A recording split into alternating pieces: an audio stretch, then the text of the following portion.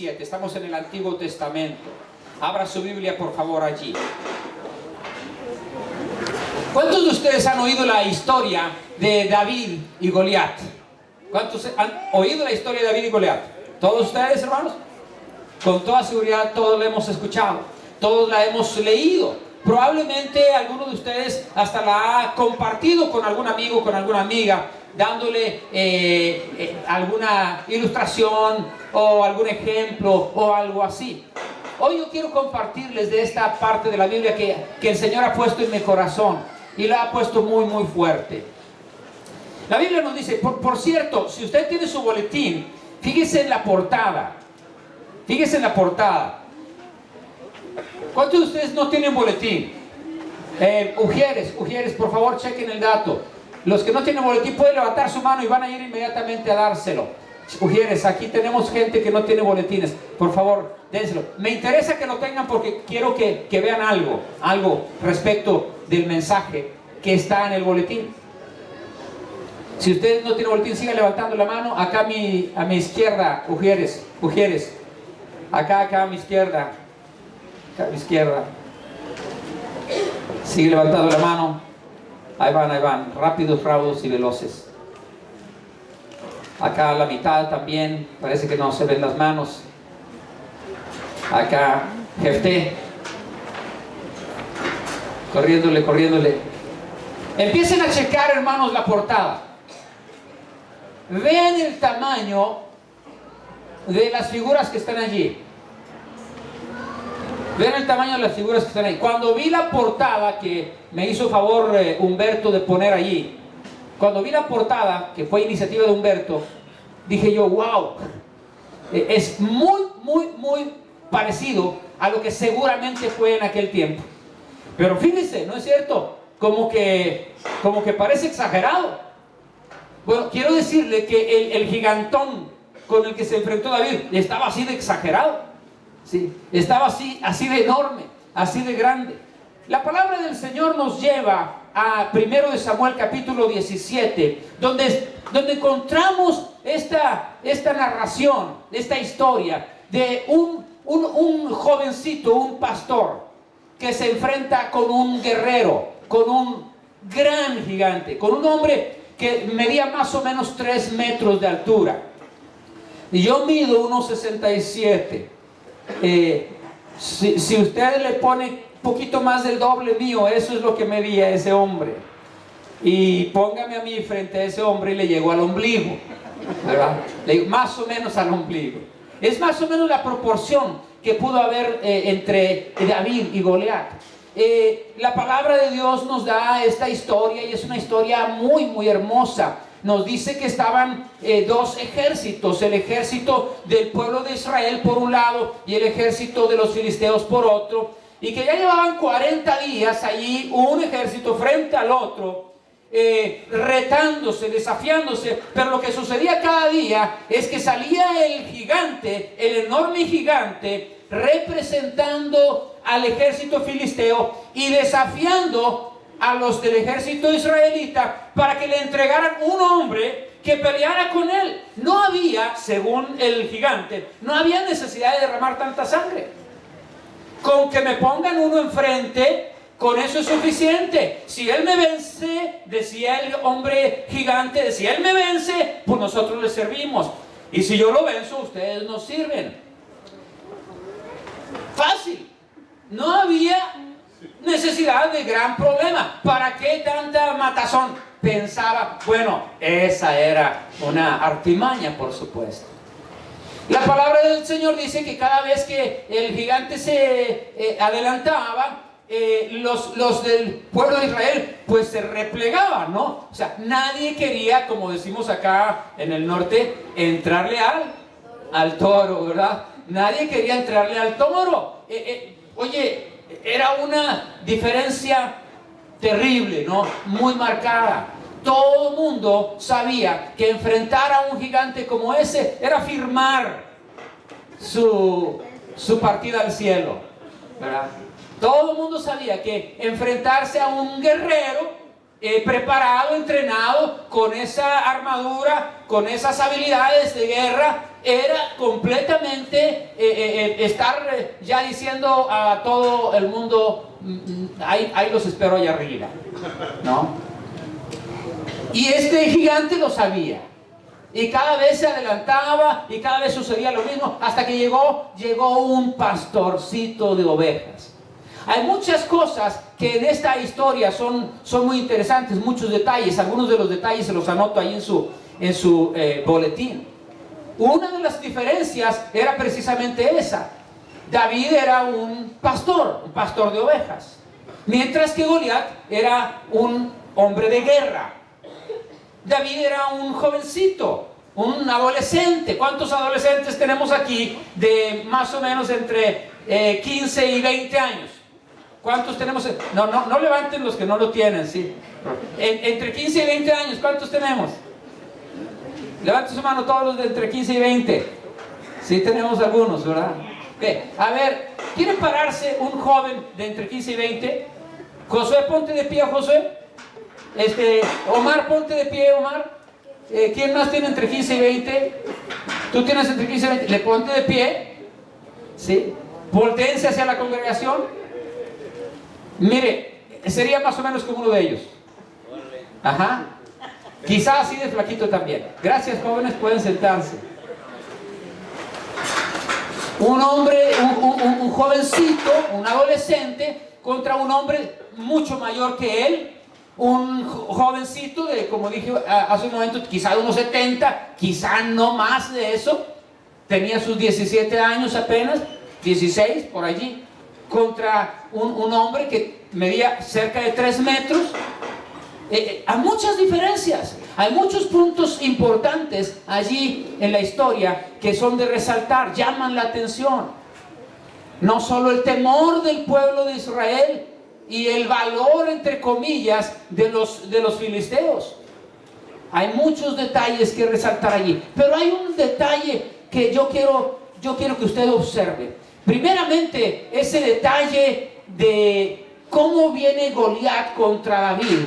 Cuando David se adelanta o se presenta para que lo vea como su contrincante. Fíjese por favor en el capítulo 17, versículo 40. Versículo 40, ¿está conmigo? Y tomó su cayado en su mano y escogió 5 piedras lisas del arroyo y las puso en el saco pastoril, en el zurrón que traía, y tomó su honda en su mano y se fue hacia el filisteo. Y el filisteo, versículo 41, el filisteo venía andando y acercándose a David y su escudero delante de él. Cuando el filisteo miró y vio a David, ¿qué sucedió? Le tuvo en poco porque era muchacho y rubio y de hermoso parecer. Parece que el gigante pensó que le habían enviado un modelo. Era muchacho, era rubio y era guapo. Nadie manda guapos a la guerra. A la guerra van grandes, fuertes y feos. Ya lo hemos dicho antes. Tiene que tener cara fea. Tiene que ser una persona que nomás lo ves y te causa así como que córrele, ¿no? Pero cuando el Goliat ve a ese jovencito, él dice, ¿cómo que me mandan a un muchacho rubio y guapo? Y empieza a tenerlo en poco. ¡Qué error de Goliat! ¿No es cierto? Pero él pensó así. Ahora, otra cosa que tenemos que resaltar de la historia es que mientras que Goliat menosprecia a David y lo empieza a maldecir por sus dioses, David, versículo 45, entonces dijo David al filisteo, tú vienes a mí, ¿con qué? Con espada y lanza y jabalina, y lea el resto del párrafo conmigo. Mas yo vengo a ti en el nombre de Jehová de los ejércitos, el Dios de los escuadrones de Israel, a quien tú has provocado. Yo vengo a ti, ¿en qué, hermano? En el nombre de Jehová de los ejércitos. David está enfrentándose a un gran enemigo, pero se está enfrentando no confiando en él mismo. Sí, él tiene habilidades muy importantes que el mismo enemigo no sabe. David es un joven que se ha criado en el campo y que ha peleado con fieras. Su enemigo no lo sabe. David es un joven pastor que cuando tiene que cuidar las ovejas y viene una fiera del campo, él tiene que enfrentar las fieras del campo y arreglárselas para destruirlas y para ahuyentarlas o para vencerlas. Pero eso no lo sabe su enemigo. Sin embargo, con toda su habilidad, David expresa una cosa que es central en la historia. Tú vienes a mí con espada y con jabalina, pero yo vengo a ti como, hermano, en el nombre de Jehová de los ejércitos. Hace una diferencia abismal, hace una diferencia del mundo cuando usted va a enfrentar la vida en el nombre de Jehová de los ejércitos y no solo con sus propias habilidades. Amén. Cuando usted se confía solo en lo que usted ya sabe, o en lo que usted ya entiende, o en lo que usted ya tiene capacidad de hacer, pero se olvida de que Dios es más poderoso que eso, sus habilidades son mínimas. Pero cuando usted confía en el Señor, que es en el nombre del Señor en el que usted se pone en pie y usted va a avanzar y va a enfrentar todas las situaciones, entonces usted es más fuerte que nunca. Y David lo sabía. Y David supo hacer eso, hermano. No confiarse en las habilidades de antes. Todas las ocasiones, aunque las situaciones sean parecidas, siempre hay diferencias. Son situaciones nuevas. Y usted cada día necesita de la confianza en el Señor. Y cuando usted pone su confianza en el Señor, Dios responde con su poder. Cuando usted pone su confianza en el Señor, Dios le responde levantándolo y exaltándolo y llenándolo de poder para la gloria de su nombre. Le da toda la capacidad, le da la información, le da la habilidad, todo lo que usted necesita para enfrentar la situación y vencer.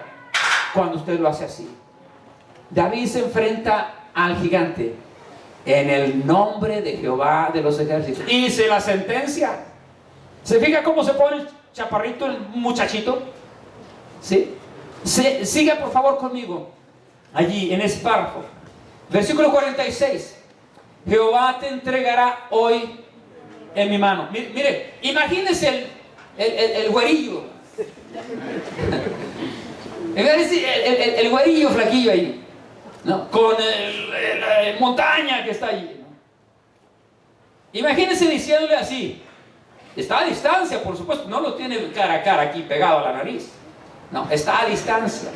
Y le dice, Jehová te entregará hoy en mi mano. ¿Y yo qué, hermano? Y yo te venceré. ¿Y qué más te voy a hacer? Te voy a cortar la cabeza y daré hoy los cuerpos de los filisteos a las aves del cielo y a las bestias de la tierra. Y final, toda la tierra sabrá algo que es muy importante. Lo más importante de todo. Toda la tierra sabrá qué cosa, dice en tu Biblia. Que hay Dios en Israel. No quién es David. No cuán fuerte o cuán inteligente o cuán osado o cuán valiente es David. ¿Qué va a saber toda la tierra? Van a saber que hay un Dios aquí en el pueblo de Israel. Fíjese con qué seguridad se planta el muchachito y desafía al hombre y le dice, ahora sí que de qué se va a morir. Le dice de qué se va a morir y se lo dice bien, ¿no es cierto? Cuando vienen los gigantes de la vida, ¿cómo te plantas? Cuando vienen los gigantes de la vida que te hacen sentir chiquito, ¿en quién confías? ¿En qué? ¿De qué te agarras? ¿De qué te sujetas? Cuando vienen los gigantes de la vida, ¿Cómo los miras? ¿Los miras de ojo a ojo? ¿Los miras frente a frente? ¿Les haces saber que tú tienes un Dios más grande que ellos? ¿O qué haces? ¿Te confías en tu sabiduría? ¿Te confías en tu fuerza? ¿Le dices cómo te llamas y quién eres tú? ¿O le dices en quién crees y quién es tu Dios? ¿Qué haces? David sabía qué hacer. Y al problema, al gigante, al problema grande, lo ve a los ojos. Y le dice cuál fue su error. Tú desafiaste a los escuadrones del Dios de Israel. Tú desafiaste al Señor. Le dice cuál fue su error. No dice me menospreciaste a mí, no. Dice, tú desafiaste al Señor. Ese fue tu error. Ahora, para que se te quite, ahí te va. Y le dice de que se va a morir. Gloria a Dios. Ahora déjeme ir a la parte que quiero subrayar esta mañana, porque hay una parte que me llama la atención y que hoy es la primera vez que la predico en toda mi vida. Y quiero que le quede bien grabada. Quiero que le quede bien incrustada en su corazón. No nada más que se le dibuje, no, quiero que se le incruste, que se le quede ahí. ¿Sí? Vaya por favor, un poco más adelante, cuando la palabra del Señor nos dice allí, acerca de David, dice en el versículo 48, dice, y aconteció que cuando el filisteo se levantó y echó a andar para ir al encuentro de David. Ahora lea conmigo lo siguiente en el versículo. David se dio prisa y corrió a la línea de batalla contra el filisteo. Otra vez esa última parte. David se dio prisa y corrió a la línea de batalla contra el filisteo. Escuche, se dio prisa y corrió a la línea de batalla contra el filisteo. Y metiendo David su mano en la bolsa, tomó de ahí una piedra. Acuérdense que había agarrado 5 piedras. Curiosamente dice que eran piedras lisas, no eran piedras boludas. Siempre pensé que eran piedras boludas, no sé por qué. ¿Será que porque en el rancho del que yo vengo la gente mata conejos y todo eso con piedras así boluditas, ¿no? Con hulera y todo eso? Pero él agarró piedras lisas, ¿sí? Piedras de esas que usted agarra para cuando va al lago, ¿sí? ¿Qué hace en el lago? Hace patitos, ¿verdad? Y se va la piedrita así. Piedras lisas que tenían muy seguramente la posibilidad de incrustarse fácilmente. Eran piedras lisas. Y dice, metiendo David su mano en la bolsa, tomó de ahí una piedra, la tiró con la honda e hirió al filisteo en la frente, y la piedra quedó incrustada en la frente, clavada en la frente, y cayó sobre su rostro en tierra. Lo que hoy quiero subrayar con ustedes es que David se dio prisa y corrió ¿a dónde? Corrió a la línea de batalla. David se dio prisa y corrió a la línea de batalla. Él sabía que ese momento él no podía dormirse, y en este tampoco. Usted, David sabía que ese momento él no se podía descuidar. Él tenía que correr, él tenía que apresurarse. Ese hombre podía avanzar rápido, y si David se descuidaba, si el hombre lo sujetaba o quedaba a una distancia de peligro para él, David era hombre muerto. Pero se dio prisa y corrió a la línea de batalla. ¿Qué es la línea de batalla? ¿Qué era la línea de batalla?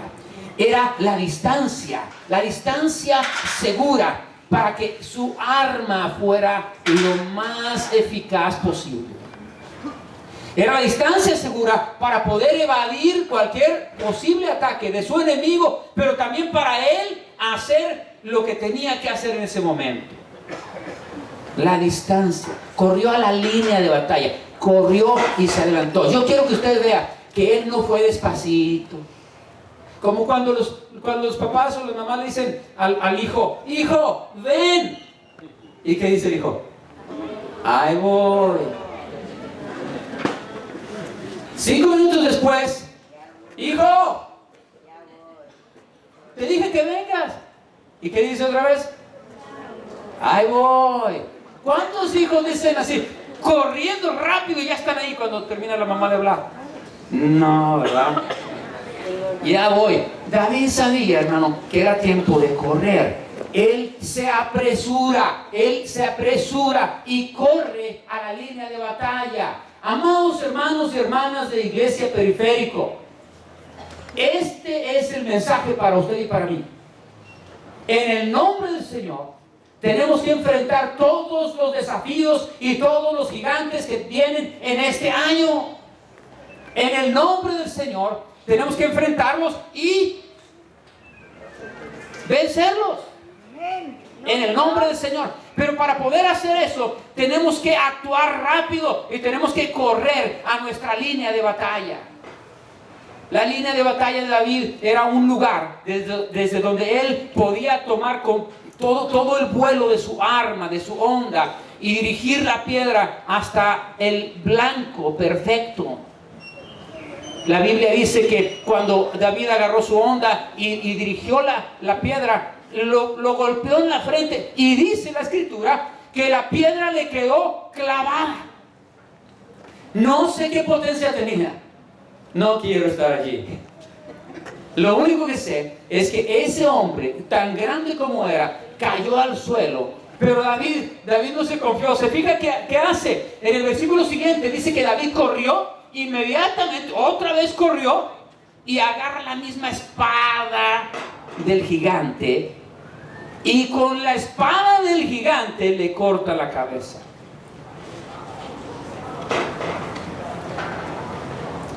Hay una canción popular acá en nuestra tierra, en el norte, que habla de Rosita Alvírez. ¿Se acuerdan? Su mamá se lo decía, ¿verdad? No vayas. A mí ya me está dando calor aquí. No vayas. Y bueno, ustedes saben el resto de la historia, ¿no? Yo creo que alguien le dijo a Goliat en aquel día: no lleves la espada. No lleves la espada. No la lleves.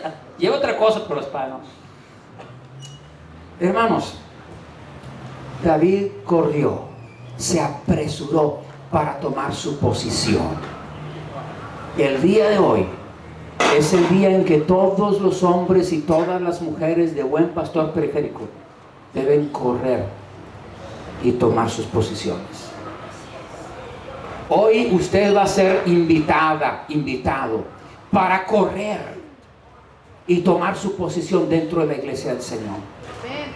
Hay mucho trabajo, hay muchos desafíos, hay muchas cosas que hacer. Usted podrá pensar, pues ahí, encárgueselo a David, él es el bueno. Sí. Usted podría decir, no, pues llámenle a Angelberto, o llámenle a fulano, o tú, pastor, pues para eso recibes sueldo.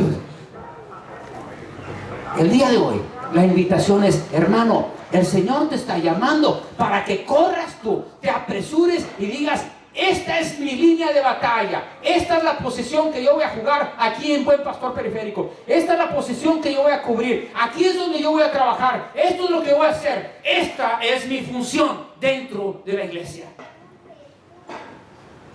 Hay una línea de batalla, hermano, que nadie va a cubrir sino tú. Y si tú la cubres, si la cubres bien, Dios va a bendecir, va a proteger a su pueblo y lo va a bendecir aún más. Hay una línea de batalla donde tú tienes que correr. Nadie más le corresponde, es a ti. Es a ti. Yo no sé si tienen mis amigos de la computadora lista la filmina esa. Les pedí, yo hice un dibujo, es mi primer dibujo de computadora, pero qué bueno que tenemos gente que los perfecciona, ¿verdad? Porque yo lo hice con líneas chuecas ahí todos, pero ellos pusieron líneas muy buenas, muy bonitas. Esta es una iglesia típica. Esta es una gráfica de una iglesia típica. ¿Se puede ver allá también? ¿Se distingue muy poco? Ok. Esa es una gráfica de una iglesia típica. Si usted ve allí, que aquí ni yo veo, pero si puede ayudarme acá. Si usted va a la iglesia típica, por favor, se va a dar cuenta que hay mucha gente de un bajo compromiso en una iglesia típica y hay poquita con alto compromiso. Poquita gente altamente comprometida. ¿Qué es altamente comprometida?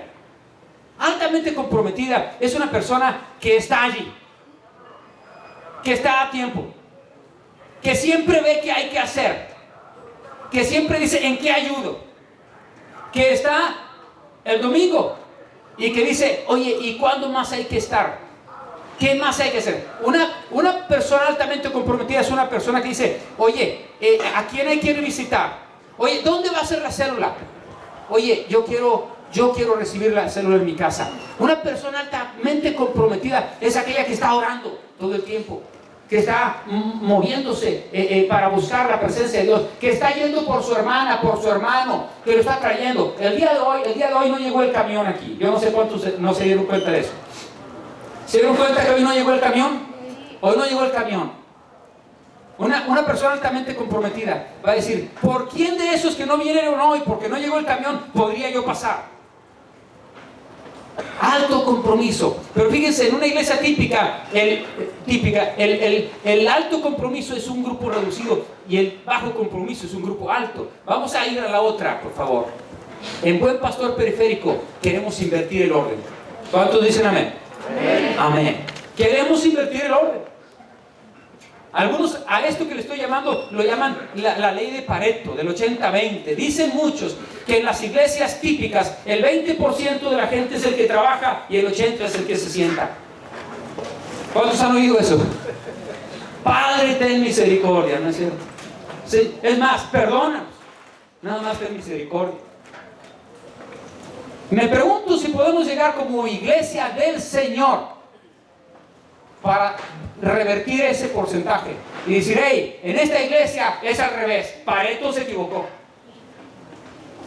¿Cuántos creen que podemos hacer eso? Amén.